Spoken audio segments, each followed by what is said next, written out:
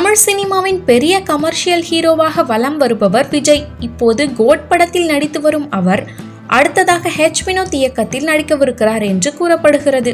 அதற்கு பிறகு அரசியலில் முழுக்க கவனம் செலுத்தவிருக்கிறார்.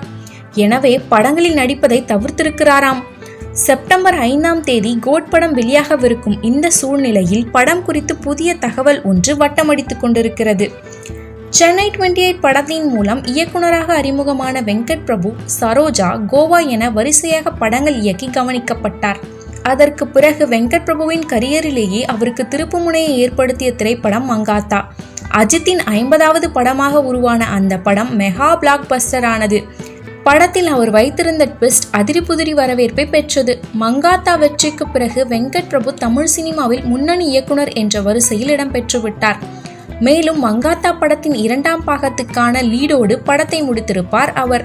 மங்காத்தா படத்துக்கு பிறகு அவர் இயக்கிய சில படங்கள் சரியாக போகவில்லை. அந்த சறுக்களை மாநாடு படத்தின் மூலம் சரி செய்து கொண்ட அவர் கடைசியாக கஸ்டடி படத்தை இயக்கினார். தற்போது விஜய், பிரசாந்த், பிரபுதேவா உள்ளிட்டோரை வைத்து கோட் படத்தை இயக்கியிருக்கிறார். அஜித்துக்கு எப்படி மெகா ஹிட்டை கொடுத்தாரோ அதே போல விஜய்க்கும் இதில் மெகா ஹிட்டை கொடுப்பார் என்று விஜய் ரசிகர்கள் எதிர்பார்த்து காத்து கொண்டிருக்கின்றனர். கோட் திரைப்படம் செப்டம்பர் 5ஆம் தேதி ரிலீஸ் ஆகவிருக்கிறது. இந்த படத்தில் மற்றொரு ஹைலைட்டாக இருப்பது டாப் ஸ்டார் பிரசாந்த். 90ஸ்களில் விஜய், அஜித்தை விடவும் பாப்புலரில் இருந்த பிரசாந்த் சில காரணங்களால் சினிமாவிலிருந்து காணாமல் போனார். அதற்கு பிறகு இப்போது கோட் படத்தில் நடித்திருக்கிறார். முதன்முறையாக விஜயுடன் பிரசாந்த் நடிப்பதால் உச்சக்கட்ட எதிர்பார்ப்பு நிலவுகிறது. முதல் சிங்கிளில் விஜய் பிரபுதேவாவுடன் இணைந்து அட்டகாசமான நடனம் ஆடவும் செய்திருந்தார் அவர். படத்திலிருந்து இதுவரை 2 பாடல்கள் வெளியாகி இருக்கின்றன.